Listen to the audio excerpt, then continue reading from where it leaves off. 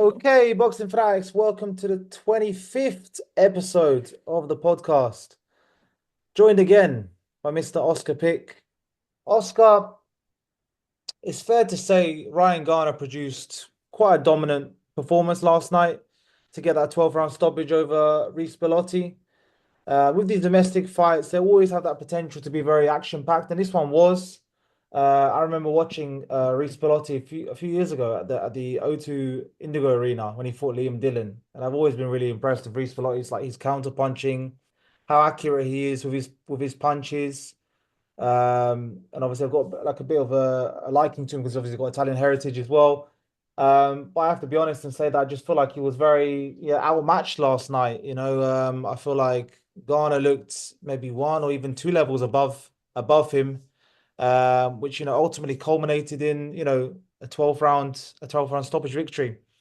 Yeah, what's your initial thoughts on Garner's performance last night?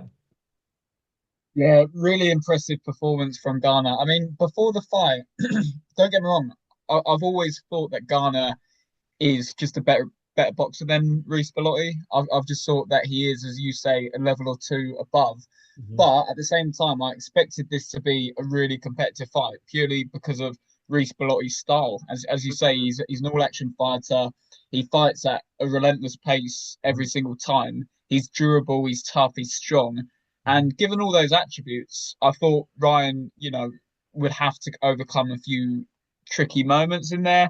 I thought, he wouldn't have he wouldn't have it all his own way, the Mhm. whole time. But clearly, he absolutely did. As you say, it was quite dominant in the end. I think Belotti had a few pockets of success in the early rounds, but the momentum just always seemed to be in Garner's favour. And I think the way Garner was able to kind of dominate him on the inside was for me the most impressive aspect because Belotti is known as a great inside fighter. Yeah, yeah. That's kind of his wheelhouse. That's where he's most comfortable and that's where he's strongest. And I think for Garner to start off by boxing him at range and kind of picking him off a little bit with the jab and just his sharper reflexes essentially. And then I think it was around round four or round five. Garner just completely chucked Mm. that game plan in the bin and was like, right, I'm going to mix it with you in the pocket. Mhm. And yeah, but I was just, surprised more than anything at how uh better he was at that range because as I say, Belotti like that is kind of his wheelhouse. So I think yeah, really impressive performance.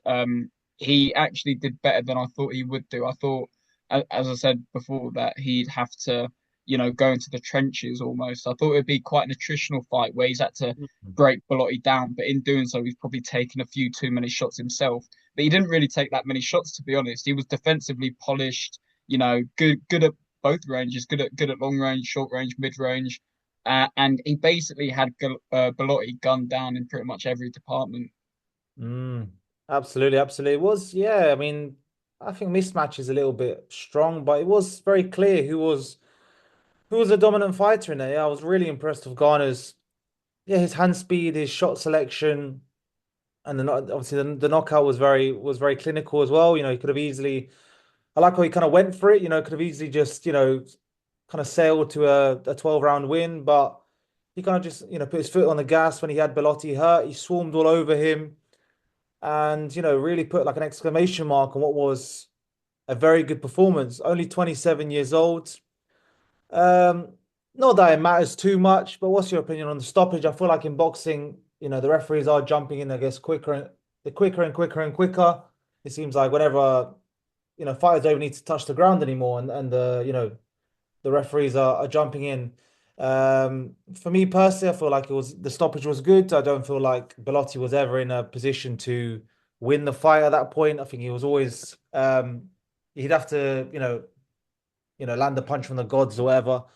But yeah, what's your opinion on the stoppage? In your opinion, good stoppage by the referee? Yeah, I think so. My immediate reaction was that it was, the right time for the ref to jump in there. And although Belotti protested, shortly after, I think I'd seen in the rounds before that Belotti was genuinely feeling a bit sorry for himself. Like he had a certain expression on his face where, before where we've seen that kind of tenacious approach from Belotti, where he's like, even when he's down on the cards, he'd still kind of go for the jugular a little bit and like still fight at a particularly high intensity and a high pace. I didn't think we actually saw that from Bellotti in the later rounds. I thought, you know, at that point, I don't want to say he almost, like I feel like he almost just accepted the fact that he was gonna lose at that point.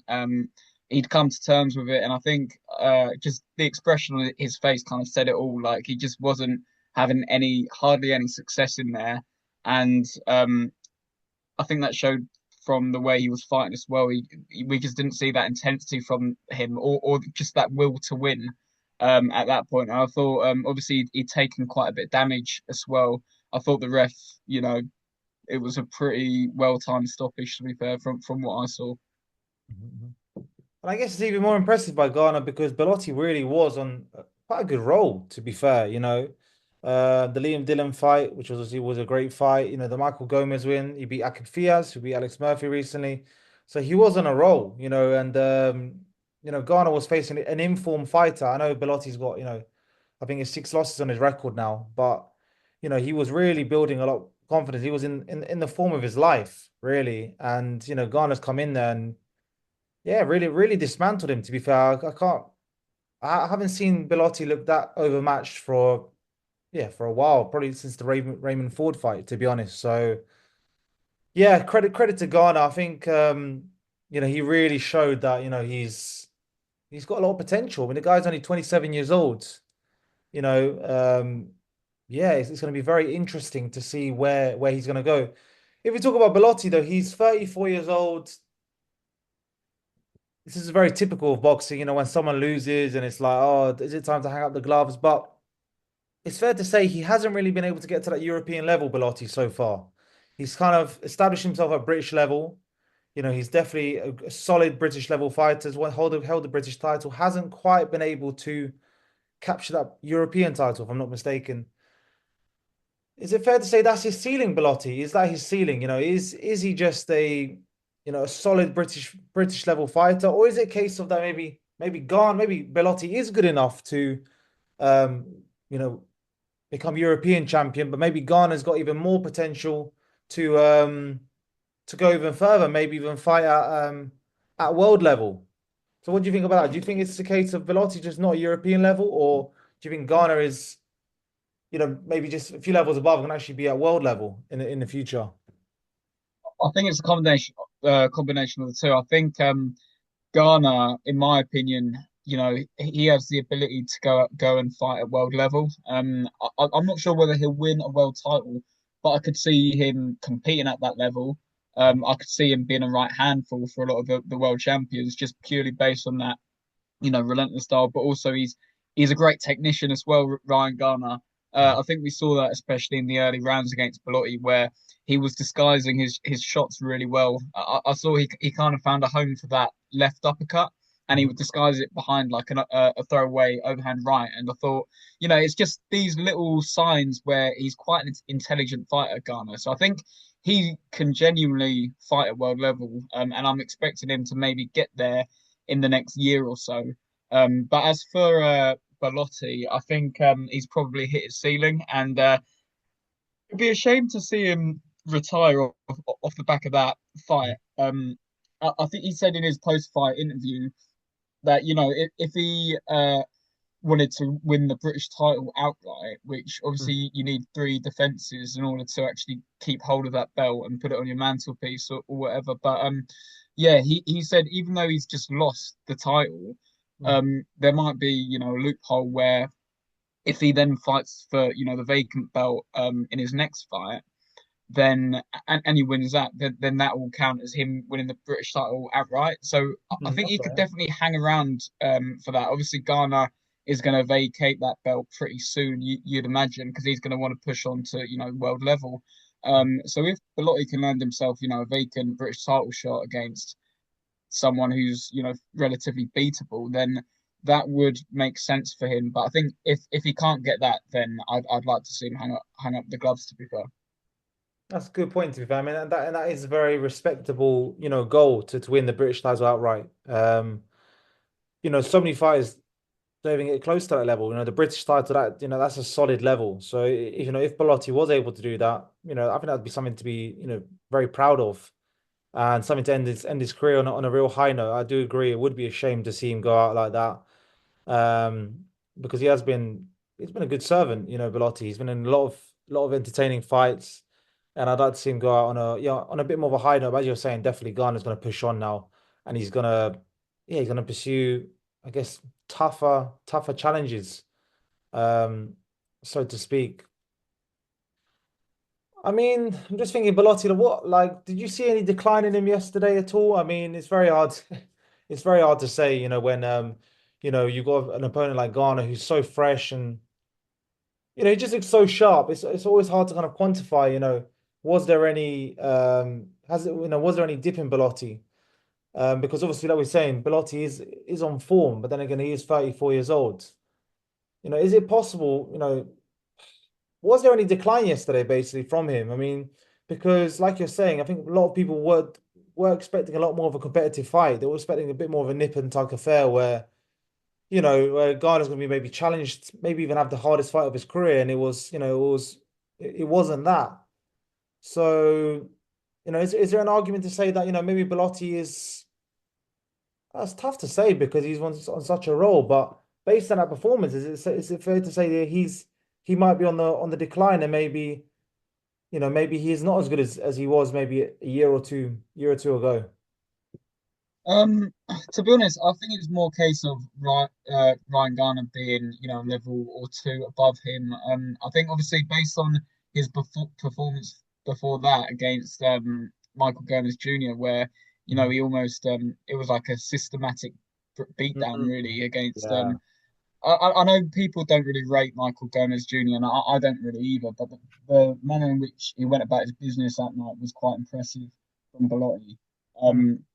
But yeah, I think it's just a case of being Ryan Garner being too good for him. I genuinely think that, and I think the speed was something that Belotti really struggled with early doors. Mm. Like you mentioned, I think we noticed that pretty quick where Mm. Ryan Garner was just looked like lightning basically, and Yeah. Yeah. Belotti he really struggled with that right from the start. And Garner didn't at any point slow down either. He Mm. just, if anything, he actually upped the ante as the fight progressed. And yeah, I think we should just be celebrating how good of a performance that was from Ryan Garner because now we've actually got a really exciting, uh, not even a prospect, but a contender on British soil who could potentially go on and win a world title. Right? Like if you look at the super featherweight world champions at the minute.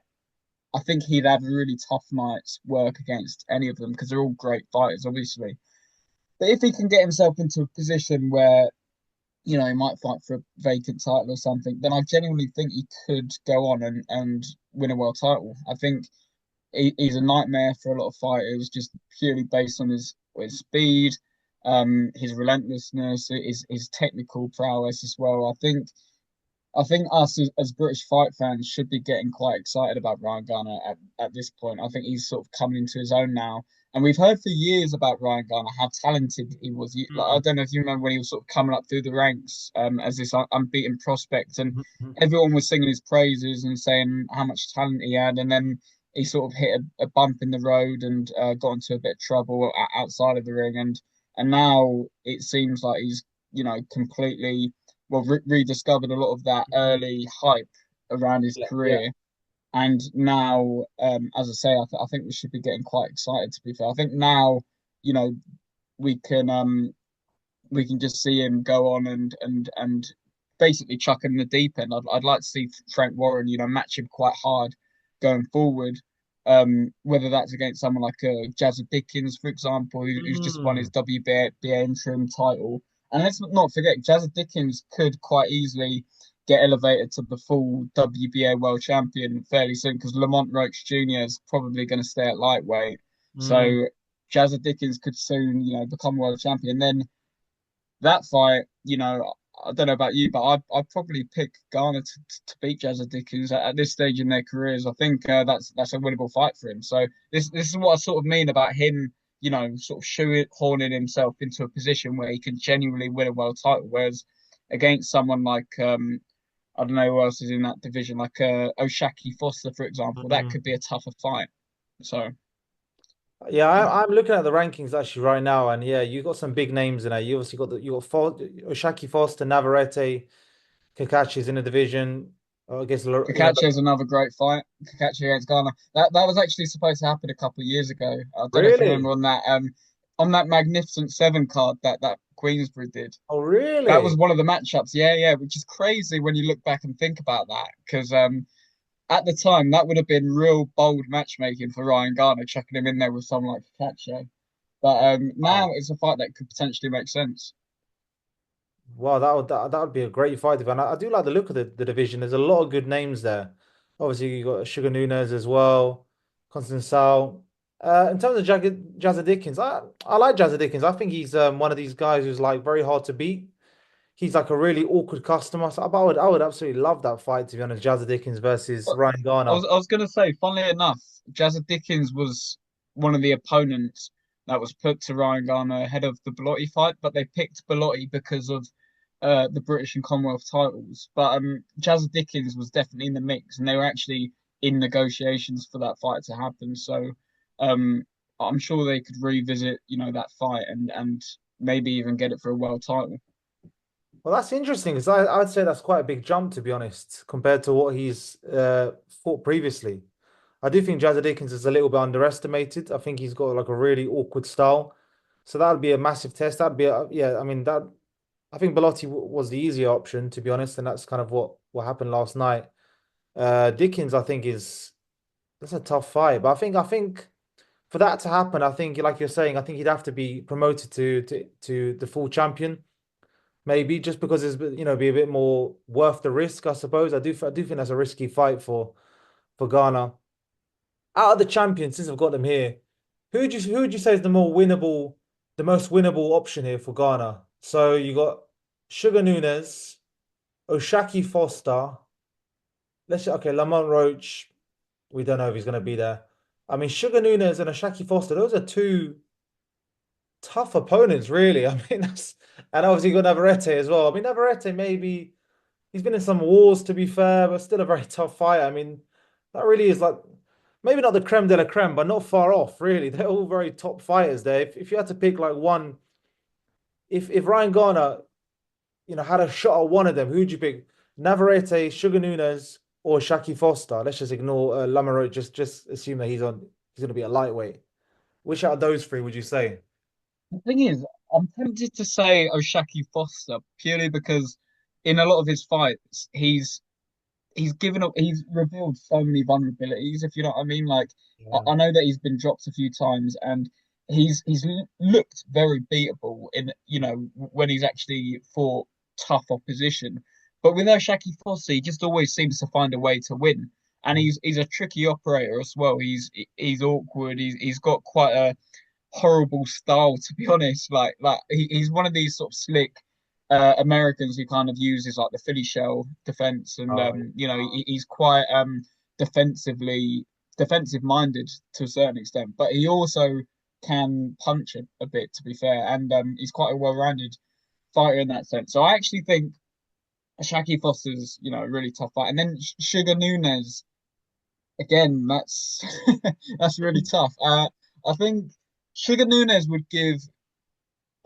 Uh, in that fight, I could see Ryan Garner outboxing him for a lot of the rounds, yeah. and then I could see Sugar Nunes just getting to him with like too much pressure, if you know what I mean. Like he'll just keep piling on that pressure, and it'd be interesting to see how Ryan Garner would respond to that, because obviously Belotti didn't really have the feet last night to actually um make full use of that pressure. He was trying to cut the ring off and stuff, but he Mhm. wasn't doing it to a particularly great extent. Whereas I think someone like Sugar Nunes, he would really kind of close down that distance and try and make it more of a phone booth type fight. Yeah, yeah.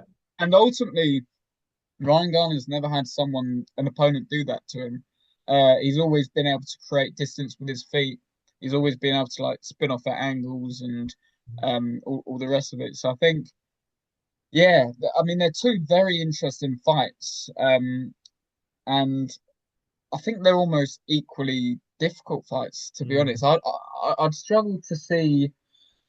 Yeah, I, I think you'd have to make both of the champions a favorite against him. Yeah. I think Ryan Garner would have a chance in both of those fights purely because of, Shaki Foster kind of giving you moments where he's a bit vulnerable, and then Sugar Nunes not being the most technically great fighter in the world. But then at the same time, their strengths would really kind of test Garner's like footwork and everything else. So I think they're almost equally tough fights, and obviously Navarrete is a completely different kettle of fish altogether. Like he's very awkward Yeah. style and unorthodox. I think is the word. Like he Yeah, he kind of definitely. springs into range at really awkward angles where you almost don't know where he's coming from. So again, with someone like Navarrete, it'd be really interesting to see how Ryan Garner would react to that kind of style. I don't know if you got any thoughts on it, but I think they're all tough fights to be honest. Yeah, really, really tough to be honest. Really tough. I mean, out of those three, it's. I feel like Garner needs like an interim fight, like a Mm, before, just to see what level he's at. And I think Jazza Dickens probably is the best one because Jazza Dickens has fought at a high level, and then you can see, then we can kind of quantify. Okay, if he literally, destroys Jazza Dickens, then I'd say, okay, I think he's ready to be honest. But I feel like it would be very bold to put him in with any of these names now. They are top fighters, and even though Garner's coming off a good win last night, he still hasn't fought a world level yet. To be honest, he still hasn't fought a world level, so he is still a little bit of an unknown quantity. We're only gonna know once he gets there, once he fights someone a bit, on the world stage, basically. Out of the three. Foster, Nunes. I mean, I would say maybe Foster. Foster's had a few close decisions, and I mm. don't know. Sometimes maybe doesn't do quite enough. Could Garner overwhelm him potentially? That's a Potentially, good point, actually. you Yeah, know. Garner could kind of set a pace that Foster might, struggle to match. But yeah, no, go on. No, no, exactly. No, I mean that's the only one I can see. Like, just because Shaki Foster just sometimes doesn't do enough. Like he's a little bit too slick for his own good. So Yeah. maybe that one. Um, but. Yeah, it's exciting times. Let's see. Let's see what happens with Ryan Garner. It's another British fighter who, yeah, we'll have to just see. Maybe we'll see him in the ring on a ring card in one of these fights sooner or later. You've got plenty of time. So, like we said, only 27 years old. So, yeah, I guess time will tell. But overall, look, credit to Reece Bellotti as well. Like I said, he's been a great servant to British boxing. Whatever he decides to do next, you know, he's been a great servant, and we'll see. And then, Ryan Garner, credit to him for last night for, yeah, just producing a big performance, to be honest. All right, guys. Well, look, thanks a lot for listening as always. And if you like this episode, please like, comment, subscribe. And yeah, we'll catch you on the next one. Cheers.